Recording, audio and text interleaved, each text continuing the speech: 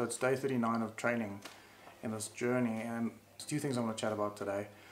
It's not going to be a very long video, but I think it's two important things that people tend to overlook whenever they do training. So those two things are, number one, hamstrings or legs, and the second one is supplements. Now, I've mentioned this before, but I just don't believe that many people focus on legs enough. It's just, you never really see people working legs that hard, and the few that you do see working on legs actually have good legs, but again, they're few and far between. Now, in saying that, sure, a good upper body is nice. It's nice to have, it's nice to look at, but for me personally, nothing beats a good pair of legs. I'll take a big, good pair of legs any day of the week. I always used to have skinny legs. I still don't have the biggest legs in the world, but they are quite well proportioned to my body size, as I tend to put a little bit more effort into my legs. But I used to have very, very skinny legs, and I never focused on working the hamstrings. And as a youngster, because I'm old as fuck right now, but as a youngster I used to do a hell of a lot of athletics, and I was quite good at it. I just never focused on hamstrings, and I never stretched properly, and I always struggled with tearing hamstrings and tearing groin muscles. So I'm only telling you this because today is the third lower body day of the week, and every single lower body day of the week I have been doing hamstrings or leg curls, which is kind of weird. And it's not only the hamstring leg curls, but it's also the Romanian deadlifts and those kinds of things.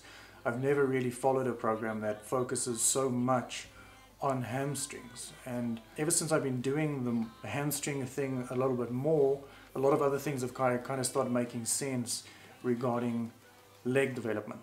And I know that some people would probably say, oh, stretch, considering the fact that I do leg curls or hamstring curls 3 days of the week on this program, that I should stretch my hamstrings afterwards or during the actual training. However, I do feel that I'm doing a lot more sort of hamstring stretching exercises, like the Romanian deadlifts that put a hell of a lot of stretch and strain on your hamstrings to sort of counter that. Again, it's just something I'm playing around with. I'll see how it goes, because the last thing I want is for my hamstrings to be shortened, which results in a whole host of other issues. The point I'm trying to make is, don't just focus on one area of your legs. You have to shop the shit out of them multiple times and from various different angles. So this leads me to the second point, which is supplements.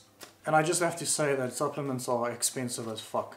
It's something that you really, really, really need to know before you start dabbling with supplements, adding them to your diet and all of that stuff. Don't for one moment think that supplements are cheap, because they're not. So let me give you an example. You go out, you buy, let's say, whey protein. On the container it says 30 servings. So you automatically think, 30 days of the month, it'll last me a month. No. Start taking the whey 3 times per day, and your 30 days quickly becomes 10 days. Which means the 400 Rand or whatever you spend on a container of whey quickly becomes 800 Rand per month. And that's just for one supplement. You'd probably end up using 3 to 5 different supplements. Supplements like creatine. Granted, creatine lasts quite long. You can probably get away with creatine, I would say 100 servings, 3 months, 1 container. So that's good. Creatine is very, very, very affordable. Whey protein, although it's affordable, becomes more expensive the more you use it. The same goes for casein, the same goes for BCAAs. If you're going to be using BCAAs once a day, you might be able to get away with between 20 and 30 days per month. That's still around 300 Rand or so if you use local brands. If you start using stuff like Optimum Nutrition or Muscle Tech, the international kind of brands, you're looking at about 700 Rand or so per container just for BCAAs. This is not to mention glutamine. Glutamine, again, you're probably looking at about 30 servings per container. You use it 3 to 4 times a day. Again, 30 servings quickly becomes 10 days. So again, that's another 300 Rand right there per container. It's another 600 Rand. So you're already sitting on a 1,500 Rand just for whey and just for glutamine. That's not casein included, that's not BCAAs included, that's not pre-workout included, it's not creatine included. So you have to know what you're letting yourself in for when you start using supplements. The lesson here is that you need to learn how to get by on the minimum amount of supplements. I believe that they are key to assist you in reaching any training goals. However, supplements aren't the be-all and end-all. If you add proper nutrition, proper whole protein foods like chicken and steaks and all of that stuff, you can get by with using less supplements if you're on a tight budget. Unless of course you roll in the money, which in that case, fucking bag them up. And that's it for today. As always, I'm Roo, and have a beautiful weekend. Peace.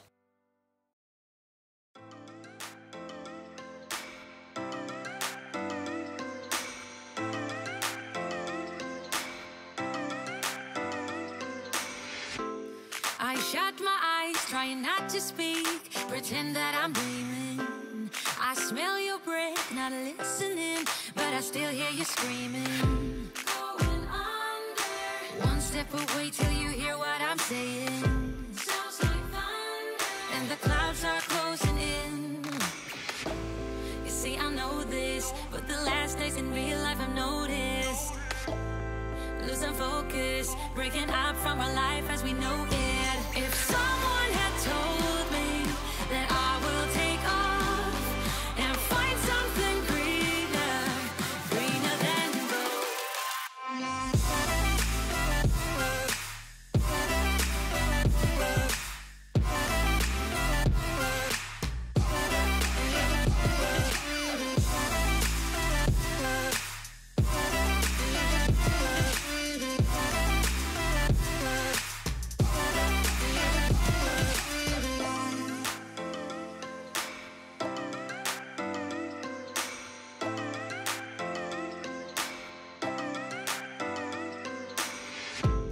I turn my head and hold it high, but it's making me shiver. He's not like you, don't want him to. He's more like the river, growing stronger. When we're alone, there's no you in the picture.